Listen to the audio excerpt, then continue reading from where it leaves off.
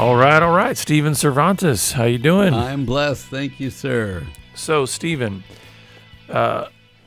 conflict, and maybe we could even call it fighting, Yes. can occur in marriage. It can occur in any relationship, right? But we're going to be talking about marriage.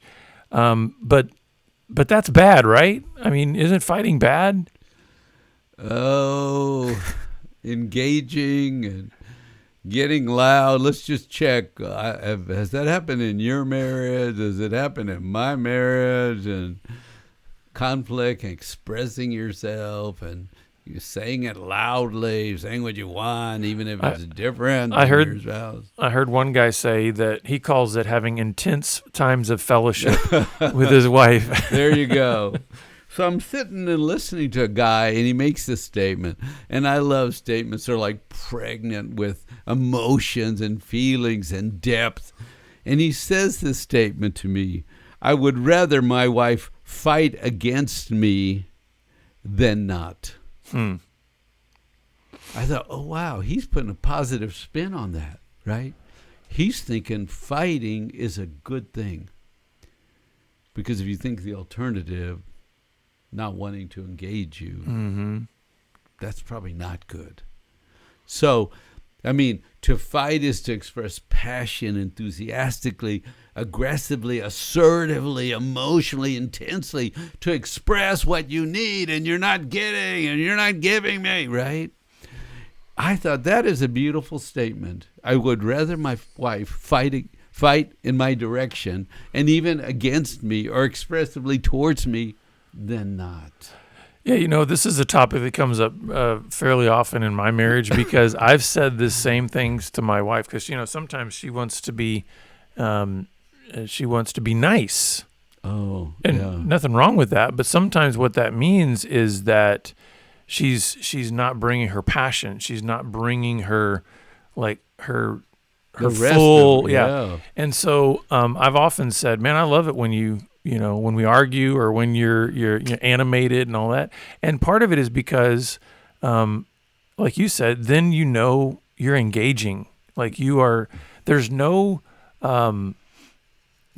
mistaking whether or not some form of connection is happening when there's a fight. And where their energy, if they're just nicing you, man, they brought 20% or something, but where's the rest, where's the energy? Yeah. So this guy's picking up on that, and he made that statement, I'd rather her fight against me because it actually gives me hope. And I thought, what if someone you care about expresses anger at you? What does it mean? Because we tend to get hurt instead of going to learning mode. It's far better to go, whoa, you're worked about. Wow, you feel strongly about something. Wow, I'm going to watch the show here. Bring it. Bring all of it. I want to see it. And I'm not scared. And I'm not going to shrink back or, why are you doing this to me? Because, we're two adults, right? And it means they care. When your wife brings her energy and her passion, when my wife brings, it means they want us to know. Yeah. It makes me think of this. A lot of people have struggled over the centuries with the anger of God, right? We're often, or the wrath of God. And people are just like, I can't believe in a God that's angry or whatever. And I think about this and I'm thinking, okay, if you're a parent and one of your children is in danger, or one of your children is going down a path that you can see where it leads, is not that going to well up inside of you some kind of anger, not necessarily against your child, but against where they're going? And so I look at it this way, and I've often told husbands this too. Listen, don't be concerned at all if your wife is raging mad at you. Be concerned if she's indifferent toward you. Oh, that's so true. Because if she's mad, guess what? There's still feelings of love in there because you're only angry with really those that you love. And I know there's different forms of anger. We're talking about marriage relationship here, right? We're talking about an intimate relationship. Two and when people. anger comes up like that, what it means is there's something in me that says I actually care about you, because otherwise I wouldn't be angry. If I didn't care about you, Stephen, as my friend, then who cares what you do? Right. I'm totally indifferent. Right. But if I actually care about you, and then you know what? You offend me because I love you, I'm going to be angry with you. Does that make sense? Yeah, because there's caring, right? Because I actually care about you, and if you do something that offends me because I actually care about you, I'm mad at you because you're my friend. Why would you do that to me? You know? So my second point here is why are they expressing anger? Because they're trying to get your attention with great passion. Pay attention. Focus here. This is important, right? They will express anger because they need you to listen. I don't want to say this in a low tone. I'm going to ramp up the energy on this. And they want you to hear them.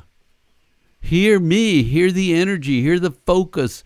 Hear the emphasis, right? So when they're expressing anger, there's 3 points we made. Because they care. They want to get your attention. And they want you to hear them clearly, right? They're not, when they're angry, they're sort of focused. You hurt me. You left me. You told me, right? I'm going to focus this with energy and passion. Yeah, and I think something too that's is for the person who's hearing that anger, or, you know, like this gentleman who's saying, I want my wife to fight against me rather than not. Sometimes what makes it difficult for us to be able to stay in that moment is because so many times if somebody's anger is directed at me, right, I am assuming falsely that it's about me. Now, what I mean by that is I'm not saying that I'm not either at fault or whatever, but the expression of their anger is really revealing to me something about them. Absolutely. Like That's what's beautiful. going on in their heart, what's going on in their mind. But it's so easy to get distracted by the wave that's coming at you. Yes. And of course, just our human tendency is then to try to make it about ourselves. And defend. And all that. Stop. Yeah. But you know, somebody said this, 90% of what you say is about you, and only 10% is about the other person. Now think about that. So if that's true, and somebody's angry, 90% of whatever they're doing is about them, their tone, their emotion, their energy, their old woundedness that you just stepped on. It's 90% them and only 10% of you thrown in there, right? Because if you hurt them, they've been hurt 100 times before. It's coming out, right? It's 90% about them. So that's a good point. And they're venting. Sometimes we need to vent, right? We just need a place to vent. And everything's weighing on me, and life is hard, and everything, I can't take it, and I just throw my pain in your direction. I'm just venting me. Is that okay if I vent me in your direction? Absolutely. And that's part of it. That's why I really appreciate this husband's statement, because what he's actually indicating here is a level of emotional maturity that he's developed that says, you know what, I'd rather take all of that venting toward me than her to either not do that or take it somewhere else. That's true. So there's a sense in which could we actually see if I can put it this way, the health in our relationships if we were to say, hey, bring all of that toward me. Yeah. Bring all of that at me. Even if it's about me, I still want you to bring it. If 10% you don't like me, bring it to me, because what that's doing is saying, even though it's awkward and painful and not comfortable in those moments when you're having those conversations, at least it's between the two of you. Like you're having those conversations together. Absolutely. And the other person is saying, I'm stuck and I can't go any further. And I need you involved in this. I have to tell you so I can go to the next place. Right? I mean, if you think about these are a lot of good things. I need your attention. I need you to know. I need you to hear me. And I need some changes to be made so we can go forward and be more successful. I need some things to change. Can you help me? I mean, that's what we're learning in a very emphatic conversation, loud, whatever, intense. But you're spot on right. If you don't understand what this is, you're going into self-defense. And you're going to shut this down. And you're going to miss the lesson, the message, the ability to go forward, for me to tell you things. Because, you got your feelings hurt. You better protect yourself because I'm in pain. You better protect yourself. Well, you know what's interesting? One of the things that I've actually learned, I'm not saying that every wife is like this, but my wife, what I've discovered is so many times if I will just stay in when she's venting or Yes. just whatever, and it doesn't even have to be about her being angry at me or anything like that, but just what I'll do if I stay in, I've found that probably 90% of the time, the resolution has nothing to do with anything changing. Meaning it's like the resolution is the fact that she was able to get it all out and be heard. Yes. And I think, when I think about that, and again, I'm not saying that every relationship is the same way, but what I've found is I sometimes I'll think, why would I be such an idiot to leave and let things linger when that's really all it's about? Because sometimes I think my fears, and I think sometimes the fears that a lot of husbands can have is like, you know what, man, if this argument starts coming up, then I'm going to have 1,000 things that I've got to change immediately. And I'm not saying that can't come up in part of the conversation. Right. But what I have found is so many times is if there can be validation, if there can be a sense of like she's being heard, the venting is happening, all of that is being able to get out. And then he's still remaining in that conversation. So many times they resolve themselves. That's the goal. And she goes, thank you so much. Yeah. I needed to get that out, right? So we're jumping to the end. Remember, it's 90% about her, right? Number one. Number two, what Jonathan said, let it go to the end. Don't stop it. Let it go to the end, because at the end she has new insights about herself. Mm-hmm. And so repeat the word. Stay. We got to get to the end. So he said, when my wife was venting all over me, I was kind of glad. I was kind of glad. And I'm going to jump down here. And why? Because she must think I'm safe. She's bringing all of her ugly self. She doesn't show anybody at church this. She doesn't show, I'm like in an auditorium and she's on stage and she thinks I'm a safe audience. She wants to show me her pain. Oh my goodness. Isn't that a wonderful? She thinks I'm safe enough to bring all of her pain and disappointment and frustration and irritation to tell me. That's a really mature and wise way to frame that. How often would we not frame it that way? We would think of it again in being defensive, but the idea of thinking that her being willing to show all of this of herself, which is not pretty, but show it to me. That's powerful. I think it is. And how affirming would it be then for that husband to say, thank you for bringing all of this to me. Thank you for bringing all of your anger and pain and all of that to me. And to say inside, thank you for thinking I'm safe enough. Mm-hmm. That you can bring your ugliest tone and anger and mood, and you can show it to me. And know you're going to walk away, and I'm going to walk away. We're going to be okay. I might not like to hear it. It might be hard to hear. But I thought to think that we're safe is a good way to look at it versus I better protect myself or I better argue every point. Right. You made that point. Well, you think you're good? Well, I know you screwed up. Go ahead. What's your next point? You don't like something I did? Well, I don't like something you did. Go ahead. What do you got next? And one for one, I'm going to interrupt this whole process. This sort of healing process that she wanted to bring herself and tell me because she thought I was safe enough. Why? who gets to look at this? Who gets to see the heavy, the worst, the sad, the broken, the misery, the pain? There's very few people that ever get to see this moment, right? So he said, I'm so glad she came at me with all her pain. It's a sacred thing here. It is, absolutely. So they're saying when they come to you, I need your attention. I need some approval of how I'm thinking. Because I might be thinking wrong, and I might change my thinking after I get it out.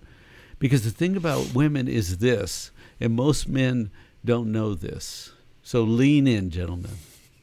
Women talk to know what they think. Okay? Men think and then pronounce the answer. But women talk a story through, and at the end they say, oh, I get what it is. Because they talked it all the way out and they heard themselves say it.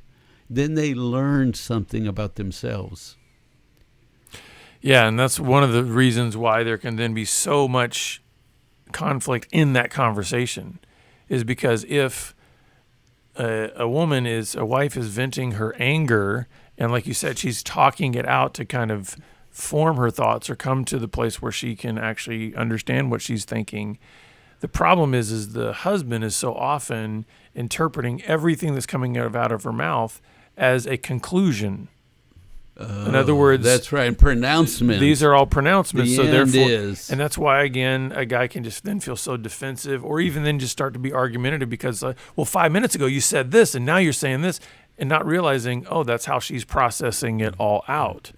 And so that's why I think your instructions of like stay, hold, is the idea of like let her keep going. Because if you watch women talk, they let the woman talk the whole thing through. And I know I repeat myself sometimes, but lots of people haven't heard this, right? So one woman will say, wow, you can't believe what happened to me.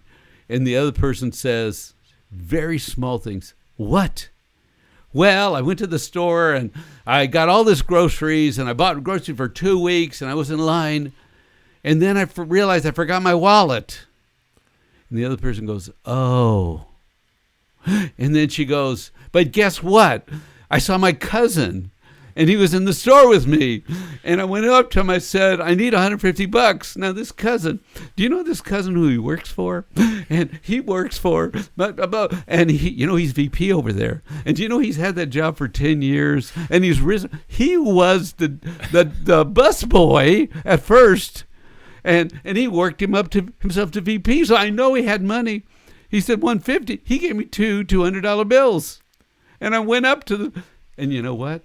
The grocery was $229. And the girl says, oh no. That's it. See, she's not getting in the way at all. She's letting her go to the end of the story. Mm-hmm. And at the end of the story, the girl talking goes, oh, thank you. That was so helpful. Thank you so much. You really, I like talking to you. Well, only one of us talked.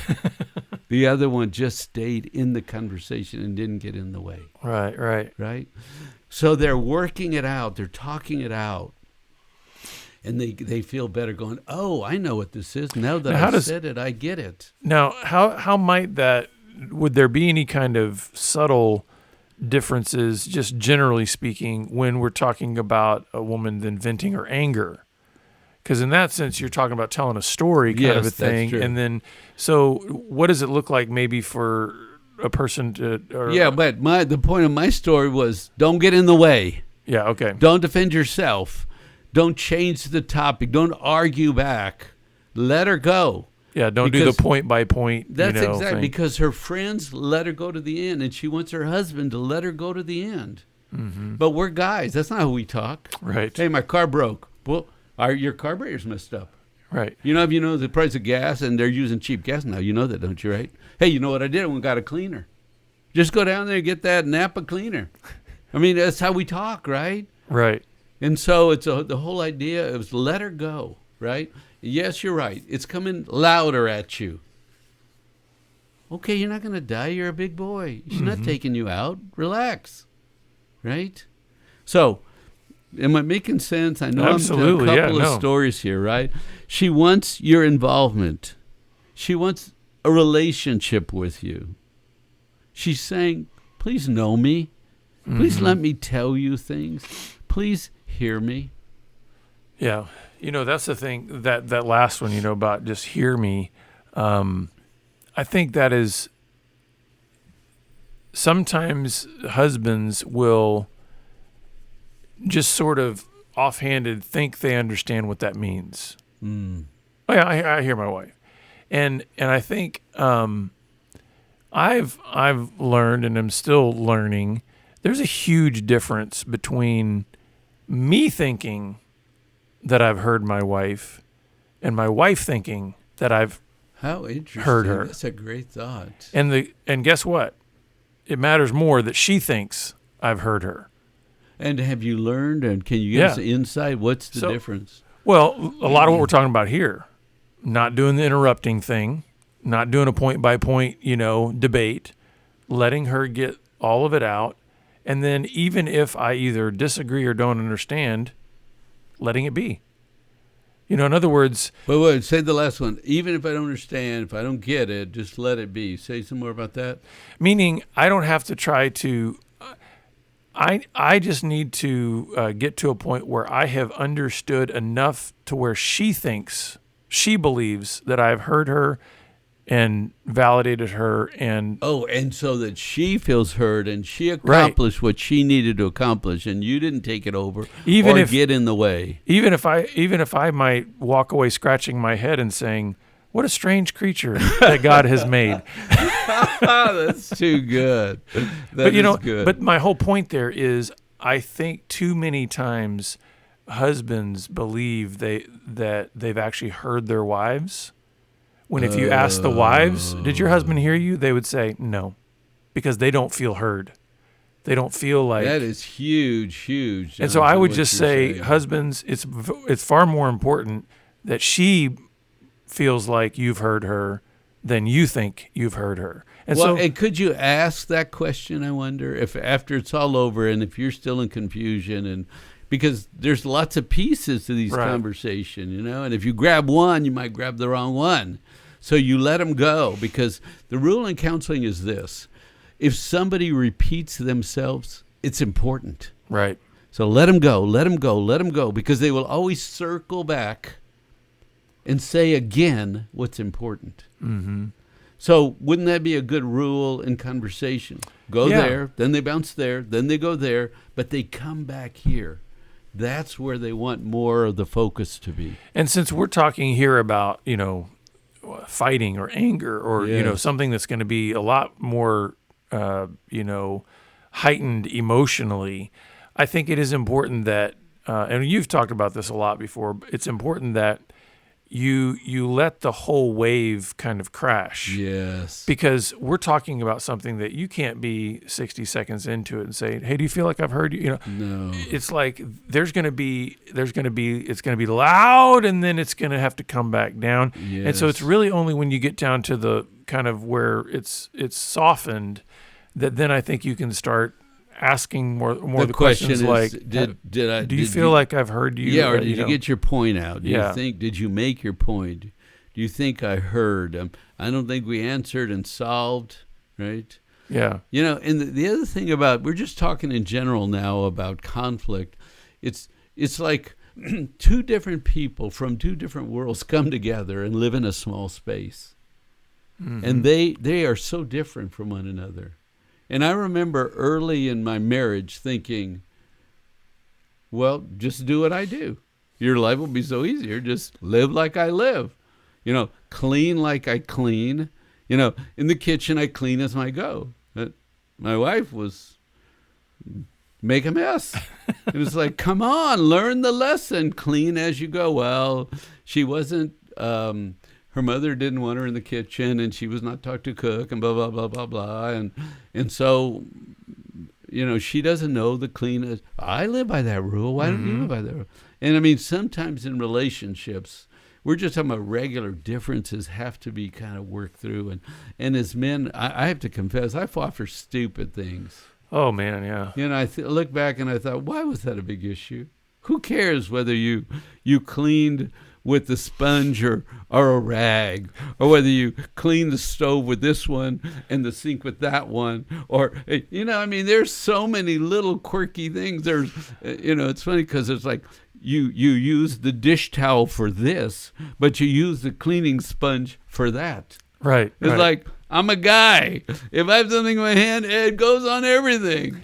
But so, that could be a potential for a fight. And it's like, we're going to have those regular things happen anyway. And you know what I would say, too, is that's a good point to also realize that there are different degrees of importance to what we're fighting about. Yeah. And the faster that we can recognize maybe what we have brought to the argument, that we realize this is stupid or this is not helpful. Yeah. The sooner we can realize that and just back off and back down from that, I think that's helpful. I think there are other kinds, and I think probably what this particular man was talking about is a different category of fighting, when it's like, man, this is really about the importance of our relationship. And there's maybe been some betrayal there. There's been some hurt there. Oh, yeah. There are things. That's at a different category of importance, and we've got to stay in on that. We've got to really lean in, and those might be multiple conversations that are painful and hurtful. Yes. But a lot of the petty stuff you're talking about, man, we just need to let that go and we've not die older. on that hill. You know? We got older and wiser. It's like, why fight that fight? Why have a 2-hour fight when it's like, who cares? Right. Yeah. Most stuff. Have you noticed that? Who cares? Yeah. If there's shoes there in the way, am I going to give a lecture on shoes and where they belong and waste 2 hours and go in my room in pain? No, I pick up the shoes and I put them where I shut up and I have a happy life. Right. And that's part of it too, is that I think as you grow and as you mature in your relationship, you will start to realize that there aren't as many hills to die on that are worth dying on. That's right. And I think what that does is that brings a sense of peace and stability and calm in your relationship, so that even when there's going to be moments where, emotions flare up, anger comes up, you're at a much better place to handle that, because you're like, okay, in some ways, when the anger comes up, you can go, be on alert, because you know what? This must be important. That's because good. Both of us have learned all the petty hills we don't die on. So because this is coming up, I better pay attention. And the second part is I'm feeling tension in my body, but I will not protect myself because I'm not dying. Mm-hmm. It's just tension, right? Yeah. Because if you don't pay attention to the tension in your body and you lash out, you're going to shut the other person down. You're going to stop the conversation, right? Mm-hmm. But when you get tension, what was the thought? Body tension, and that thought, what, say it again? Stay. No, this is important. The last thing you said. This is important. Oh, yeah. Pay attention, because this is important stuff, right? Mm-hmm. Those two things. Then we can be smarter as we get older. And listen, you're talking to two older guys, okay? You younger guys that have all the answers and know everything, okay? We tried it. It doesn't work. Yeah. How do you close? Well, conflict, arguments, fights will happen, but you don't need to despair. Because one of the things that I really want you to take away from what this gentleman was sharing is count it a blessing that you're safe enough with your spouse that they will bring those feelings and those thoughts and that vulnerability to you. Yes. And lean in, listen, offer support. And at the end of the day, I think you're going to grow closer in your relationships because of the arguments rather than in spite of them. We want to help you along the way, so please feel free to reach out to us as you're on your journey, and we'd love to help you. And we look forward to seeing you back here again next time on the Pure Sex Radio program. Take care. God bless.